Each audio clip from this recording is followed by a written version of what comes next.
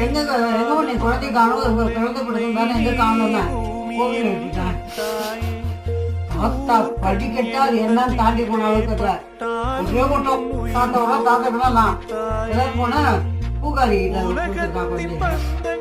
வயசு குழந்தைடா ஒரு 3 மாசம் கோயில விட்டு வந்துட்டாரா? கோவில பூக்காரிட்ட கொடுத்துட்டு நீங்க வச்சுங்க.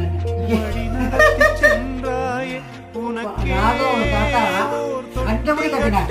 மூடல இல்ல எதுக்கு ஜனம் மாதிரி இருக்கட்டும் நீ போய் சேராங்க. ராதோட தாத்தா அது மாதிரி பண்ணிக்கிறான்.